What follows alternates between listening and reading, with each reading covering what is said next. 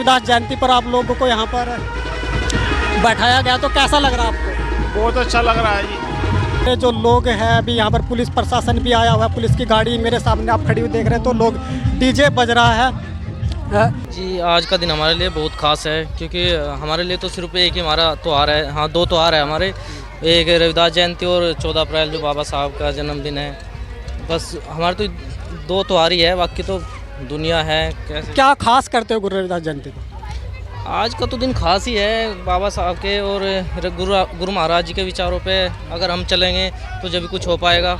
उनकी वजह से ही हम यहाँ खड़े हैं, इतने अच्छे उसमें हमने बिल्ला लगा रखा है, ये कैमरे के सामने हम बोल पा रहे हैं, सब उन्हीं की तो देन है। गुरु रविदास जयंती पर आपने क्या खास किया है?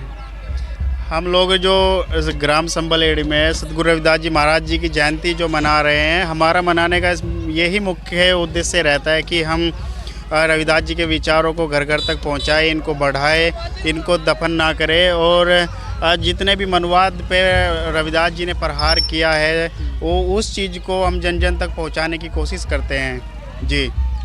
तो जैसे गुरु रविदास जी ने कहा है कि मन चंगा तो कठौती में गंगा, आप इसके बारे में मतलब आपके क्या विचार है?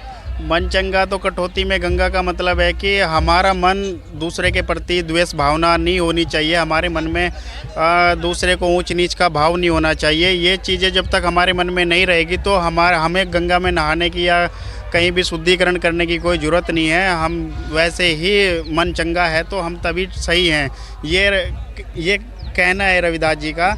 और दूसरा ये है कि रविदास जी ने एक समानता का जो भाव उनके अंदर था वो चाहते थे, हमेशा उन्होंने ये चाहा कि छोट बड़े सब बसे रविदास रहे प्रसन्न। तो वो नहीं चाहते थे कि ऊंच नीच मनुवाद की जो ये यहाँ पे जड़ें मजबूत थी उन पे भी इतना कड़ा प्रहार किया है अपने पूरे जीवन में रविदास जी ने। तो उन्हीं चीज़ों को हम मोटिवेट होकर हम उनको जन जन तक पहुँचाने के लिए झांकियों के द्वारा उनके संदेश को घर घर तक पहुँचाने के लिए काम करते हैं। देखिए, उन्होंने सही कहा है क्योंकि जो हमारे रविदास महाराज जी से कभी भी उन्होंने किसी भी मूर्ति पूजा या किसी भी पाखंडवाद का कोई भी उन्होंने समर्थन नहीं किया, जिसकी वजह से कि पंडित उनसे जलते थे इस चीज़ को लेकर। उन्होंने ये इसलिए बोला था कि अगर आपको ज्ञान मिल रहा है तो आप किसी अपने से छोटे या उसमें छोटा बड़ा कुछ नहीं होता।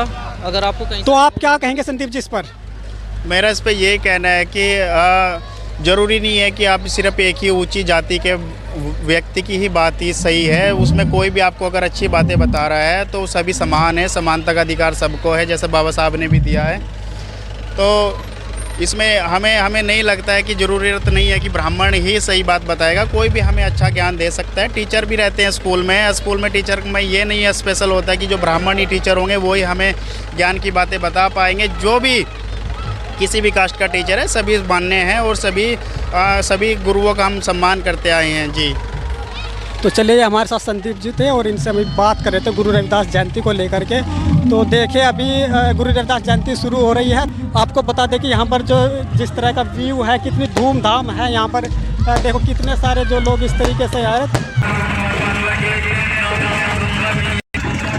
ये है अम्बेडकर, इनको अम्बेडकर बनाया गया है। और आगे कौन है, ये मीरा बनाई गई है।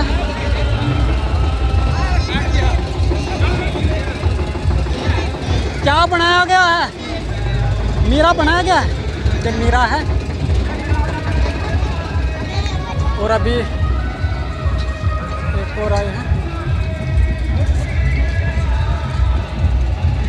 मेरे साथ। किसका रोल मिला है आपको? किसका रोल मिला है? अभी बोल नहीं रही है। क्या बनाया गया ना?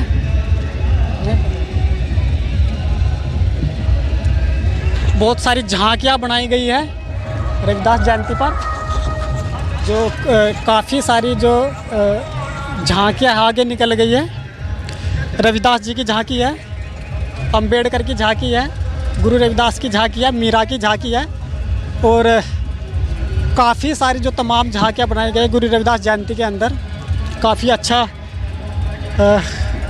शोभा यात्रा निकल रही है।